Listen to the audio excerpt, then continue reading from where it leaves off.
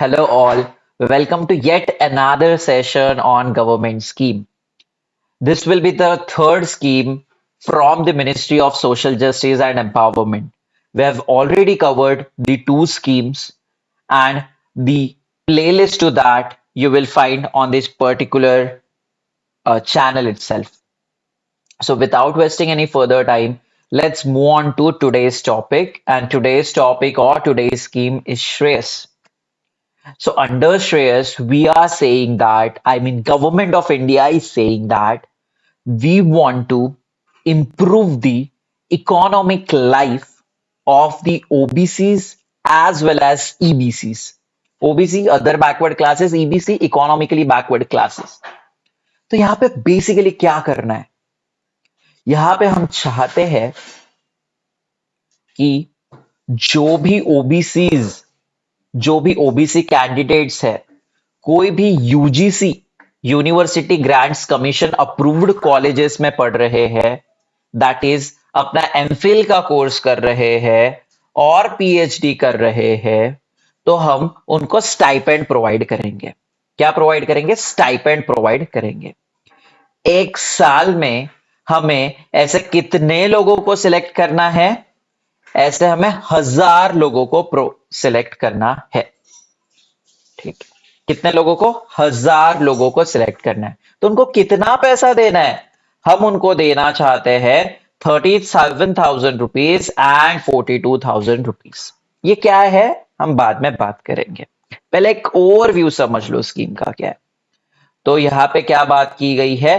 पहले कंपोनेंट में यहाँ पे देखो दो कंपोनेंट है श्रेयस में. एक तो national fellowship for OBC and the other one is doctor Ambedkar central sector scheme of interest subsidy on educational loan for overseas studies for other backward classes and economically backward classes. तो ये जो schemes है, इसमें श्रेयस में दो component है, इसके दो सब स्कीम्स है. First sub scheme is national fellowship and the other scheme is that has been written over here.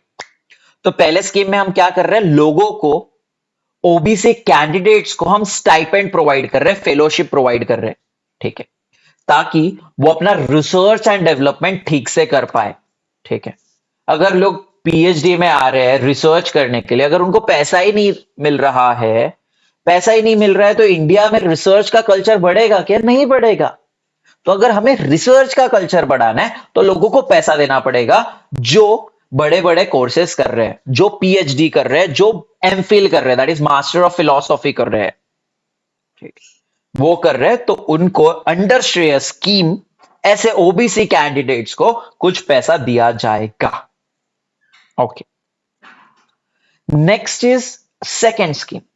यहां पे बोला गया है कि कोई भी ओबीसी कैटेगरी स्टूडेंट या कोई भी ईबीसी स्टूडेंट बाहर देश में पढ़ने जा रहा है for pursuing there masters, MPhil और पीएचडी, तो उन लोगों का जो इंटरेस्ट देना पड़ेगा उनको अपने एजुकेशन लोन पे, वो कौन प्रोवाइड करेगा?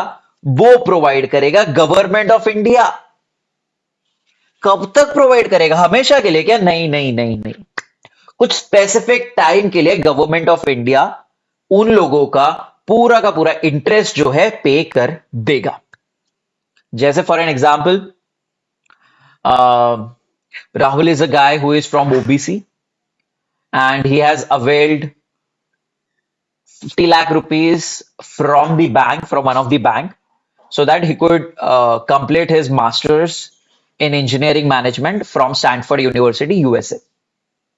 तो जब राहुल यूएसए चले गया, तो राहुल तभी के तभी उसको स्टैनफोर्ड यूनिवर्सिटी में जाने के बाद उसकी पेइंग कैपेबिलिटी रहेगी क्या, उसकी पेइंग कैपेसिटी रहेगी क्या कि वो बैंक को लोन चुकताना शुरू कर सके, बैंक को पैसा देना शुरू कर सके? ऑब्वियसली नहीं. तो उस केस में बैंक अपना लॉस झेलेगी क्या? नहीं झेलेगी ना. वहां पे गवर्नमेंट ऑफ इंडिया उन लोगों को, बैंक्स को पैसा दे देगी. कब तक पैसा दे देगी? Till EMI moratorium. कब तक? मोराटोरियम पीरियड तक. तो समझो, राहुल जा रहा है स्टैनफोर्ड यूनिवर्सिटी में, उसका 2 साल का कोर्स है, तो 2 साल तक तो उसको नौकरी नहीं मिलने वाली है. ठीक है, तो उस केस में नौकरी नहीं मिल रही है क्योंकि वो पढ़ाई कर रहा है, तो इस केस में सेंट्रल गवर्नमेंट पूरा का पूरा 2 साल के लिए बैंक को इंटरेस्ट देते रहेगा ऑन राहुल्स लोन। ठीक है, उसके बाद क्या, राहुल स्टैनफोर्ड यूनिवर्सिटी तो चले गया, और उसको ग्रेजुएशन के बाद उसको अगर 1 साल के अंदर जॉब नहीं मिली, ठीक है, तो नहीं मिली, तो 1 साल के बाद राहुल को खुद होके एजुकेशन लोन पे करना शुरू करना पड़ेगा। ठीक है, अगर राहुल को जॉब मिल गई विद इन 6 मंथ्स, तो राहुल को 6 महीने के बाद ही तुरंत के तुरंत अपना पैसा देना शुरू करना पड़ेगा टू दी बैंक्स, जो भी बैंक से उसने लोन लिया हुआ है।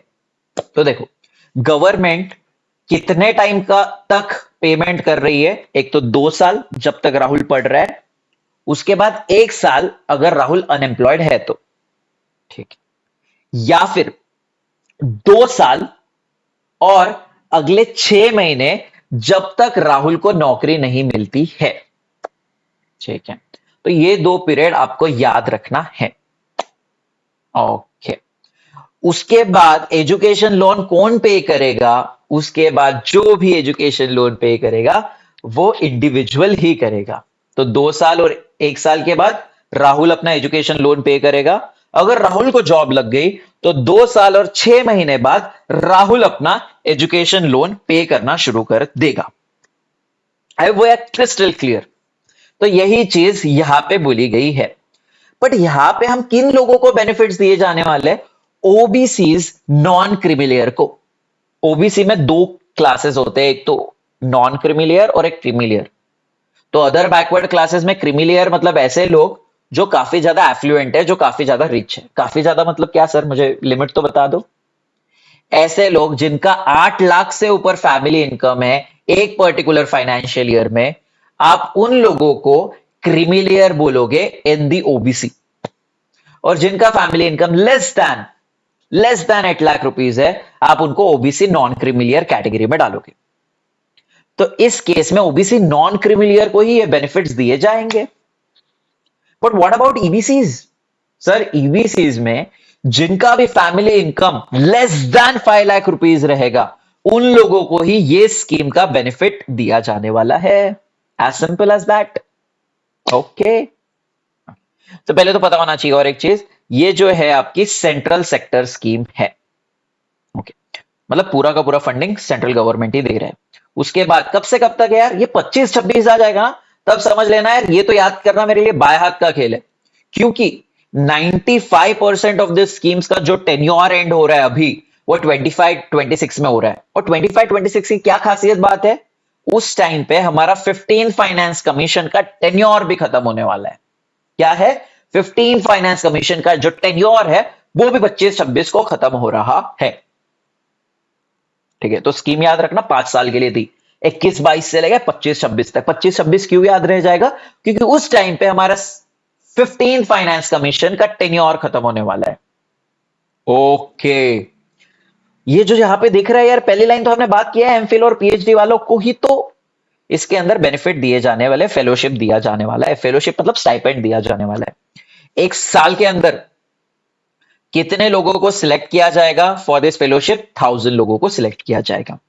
उसमें से 750 लोग को जेआरएफ के अंदर फेलोशिप दी जाएगी, that is junior research fellowship दी जाएगी, और बाकी 250 लोगों को एसआरएफ दिया जाएगा। सर, एसआरएफ और जेआरएफ क्या होता है वो मुझे आप बता दो। ठीक है, तो सर देखिए,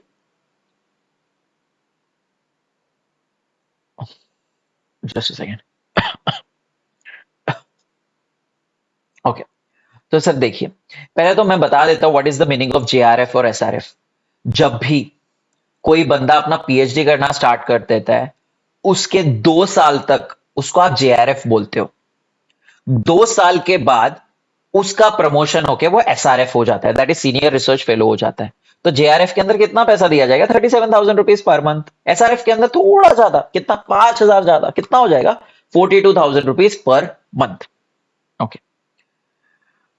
और ये कौन से इंस्टीट्यूट में दिया जाएगा? We already discussed, UGC recognised institutions में अगर एडमिशन हो रही है लोगों की तो ही जाके ये पैसा दिया जाएगा, वरना नहीं। ओके, अब ये स्कीम की इंप्लीमेंटेशन कौन कर रहा है? ये स्कीम को एक इंप्लीमेंट कर रहा है, एक एजेंसी है जिसका नाम है national backward classes finance and development corporation. पूरा का पूरा स्कीम का एंड टू एंड देखने का काम किसका है? National backward classes finance and development corporation का। ओके, उसके बाद 1000 स्लॉट्स ही रहेंगे एक पर्टिकुलर साल के अंदर। ओके, बट ये 1000 स्लॉट्स ना, हमें तो पता है यार, एक तो ओबीसी रिजर्वेशन अलग होता है कॉलेजेस में, उनका छोड़ दो, उनसे हमें कोई लेना देना नहीं है, ठीक है। इस स्कीम में बोला गया है कि जो ओबीसी कैटेगरी के जो भी लोग हैं, उनका जो एडमिशन होता है कॉलेज में, उनसे हमें कोई लेना देना नहीं है। ये स्कीम अलग से बनी हुई है ताकि हम 37,000 रुपीज और 42,000 रुपीज जेआरएफ और एसआरएफ को दे सके। तो जो भी लोगों ने अच्छा परफॉर्म किया है एक पर्टिकुलर टेस्ट में, उन्हीं लोगों को जेआरएफ और एसआरएफ का फायदा दिया जाएगा। पर किन लोगों को? ओबीसी कैंडिडेट्स को ही। ओके, तो यहां पे क्लियरली लिखा हुआ है this 1000 slots will be over and about the OBC students selected under the normal reservation policy of the government of India. Okay, और क्या बोला? इंपॉर्टेंट पॉइंट, इंपॉर्टेंट पॉइंट, उन ओबीसी 1000 कैंडिडेट्स में से भी मिनिमम 5 कैंडिडेट्स के लिए तो ऐसा रिजर्वेशन होना चाहिए जिनके पास कुछ डिसेबिलिटीज है, ठीक है। तो OBC candidates for an example 1000 candidates है, उसमें से मिनिमम 5%, मिनिमम 5% कितना हो गया? That is 50। Okay, so minimum 50 लोगों को हमें सिलेक्ट करना है। कौन से 50 लोगों को? जिनकी डिसेबिलिटीज है। ये 50 लोग कौन से रहेंगे? वो ओबीसीज डिसेबिलिटी वाले ही लोग रहेंगे। ओके, ये तो सारा हमने डिस्कस किया हुआ है। किस चीज के लिए पैसा दिया जा रहा है? Only for masters, MPhil and PhD. Discuss तो किया है ना, बैचलर्स वालों को नहीं दिया जाएगा। इंडियन गवर्नमेंट बोल रहा है अगर तुमको बैचलर्स पढ़ना है ना, हमारे पास ही तो इतने अच्छे अच्छे कॉलेजेस, आईआईटी में चले जाओ या कोई अच्छे अच्छे इंस्टीट्यूट में चले जाओ, हमारे पास ही तो इतने अच्छे कॉलेजेस है ना। एसआरसीसी में चले जाओ, lady Shriram college of commerce में चले जाओ, फर्ग्यूसन कॉलेज में चले जाओ, विश्वकर्मा इंस्टीट्यूट ऑफ टेक्नोलॉजी में चले जाओ, वेलर इंस्टीट्यूट ऑफ टेक्नोलॉजी में चले जाओ। इतने अच्छे अच्छे तो कॉलेजेस है ना बीटेक्स के लिए या फिर ग्रेजुएशन के लिए। तो हम ग्रेजुएशन का पैसा आपका स्पॉन्सर नहीं करेंगे, हम आपके ग्रेजुएशन को स्पॉन्सर नहीं करेंगे, ऐसा सेंट्रल गवर्नमेंट बोलता है। Very important point. जैसे ऊपर वाले का पहले कंपोनेंट का, दैट इज फेलोशिप वाले कंपोनेंट का इंप्लीमेंटिंग एजेंसी कौन था? National commission for backward classes. Second का दैट इज ये पर्टिकुलर कंपोनेंट का इंप्लीमेंटिंग एजेंसी कौन सा है? Canara bank. It's very important. कौन है? कैनेरा बैंक। ये चीज हमने डिस्कस कर लिया है, 5 लाख वाला वगैरह सारा कुछ डिस्कस कर लिया है। 50% of the total financial assistance is reserved for women candidates. Okay. तो for an example, government of India एक साल में 100 लोगों का एजुकेशन स्पॉन्सर्ड कर रही है, OBC as well as EBC का, for taking their education into the foreign universities.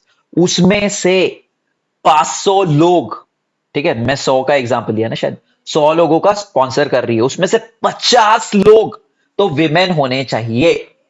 ये मैंडेटरी कर दिया हुआ है। किस तरह के वुमेन? ऐसे वुमेन जो ओबीसी से बिलोंग करते हैं, ऐसे वुमेन जो ईबीसी से बिलोंग करते हैं, और बाकी सारे कंडीशंस तो सेम रहेंगे। That is 5 lakh per annum वाला कंडीशन सेम रहेगा, नॉन क्रिमिलियर वाला भी कंडीशन सेम रहेगा, ठीक है। और ये चीज हमने बोल दिया है, 100% interest payable by the students availing the education loan for the period of moratorium. कौन पे करेगा? Shawl be born by the government of India. कब तक बताया है हमने? कोर्स पीरियड प्लस 1 ईयर और 6 months after getting a job, which ever is earlier, ठीक है। Moratorium is nothing but EMI holiday. वो ऐसा पीरियड होता है जहां पे आप ईएमआई पे नहीं करते हो। फिर मोराटोरियम के बाद पूरा का पूरा पैसा स्टूडेंट पे करेगा, बताया तो है। ओके, कितना कितना पैसा दिया जाएगा under this second component so that a person can complete his dream education from one of the top university. कितना पैसा दिया जाएगा? बस 20 लाख यार। 20 लाख में तो यूएसए का एक साल का खर्चा नहीं निकलता है। ठीक है, पर ठीक है, जो भी दिया जा रहा है वो एक्सेप्ट कर लेना चाहिए क्योंकि फ्री का पैसा है। ठीक है, तो बस 20 लाख रुपए की लिमिट है, लोन की लिमिट है। I hope we are very clear on this. तो अभी अभी क्या क्या पूछा जाएगा सर, बता दो। ठीक है, पहले तो पूछा जाएगा कि ये particular national fellowship for OBC, ये नेशनल फेलोशिप दी जा रही है श्रेय स्कीम में, ये किसके लिए? ओबीसी के लिए है, ईबीसी के लिए, या दोनों के लिए? So your answer would be बस ये ओबीसी के लिए, और किसी के लिए नहीं है, बस ओबीसी के लिए। और ये सेकंड कंपोनेंट किस बारे में बात कर रहा है? ये सेकंड कंपोनेंट तो ऐसे लोगों के बारे में बात कर रहा है जो ओवरसीज एजुकेशन में जा रहे हैं, जो उनको बाहर पढ़ना है। बट कौन से लोग इसमें एलिजिबल है? जो मास्टर्स कर रहे हैं, जो एमफिल कर रहे हैं, जो पीएचडी कर रहे हैं, और जो ओबीसी कैंडिडेट्स जो नॉन क्रीमिलियर में, और ईबीसी कैंडिडेट्स जिनका फैमिली इनकम 5 लाख से कम है। नेक्स्ट पूछा जाएगा कि यार इसका इंप्लीमेंटिंग एजेंसी कौन है? You should know about it, national commission for backward classes. Second का implementing agency, it's very important, it's Canara bank. याद रखो, it's not SBI, it's not bank of India, it's Canara bank. Okay, तो पता होना चाहिए श्रेयस के अंदर दो कंपोनेंट्स है। उसके बाद एक साल के अंदर कितने जेआरएफ को चूज किया जाता है? 1000 सर। उसके बाद कितना पैसा दिया जाता है? 37,000 और 42,000 सर। ओके, उसके बाद एक साल में कितने लोगों को नेशनल रिसर्च फेलोशिप दी जाती है ओबीसी स्टूडेंट्स को? सर 1000। सर कितना? 1000। उसमें से 5% सीट्स तो रिजर्व किए जाएंगे किसके लिए? पर्सन विद डिसेबिलिटीज के लिए, जो ओबीसी कैटेगरी से बिलोंग करते हैं। उसके बाद क्या सर पूछा जाएगा? उसके बाद तो सर आपने सारा कुछ तो बता दिया है। ये चीज भी एक इंपॉर्टेंट है, 100% इंटरेस्ट पेएबल वाला, जो चीज डिस्कस कर ली हुई है। और मैक्सिमम लोन की लिमिट कितनी है वो पता होनी चाहिए, that is 20 lakh rupees. I hope we are very clear with the share scheme. If you like this session, do let me know in the comment section because your every comment is much more valuable to me. Thank you so much, guys. Hope to see you in the next lecture. Bye bye. Have a nice day.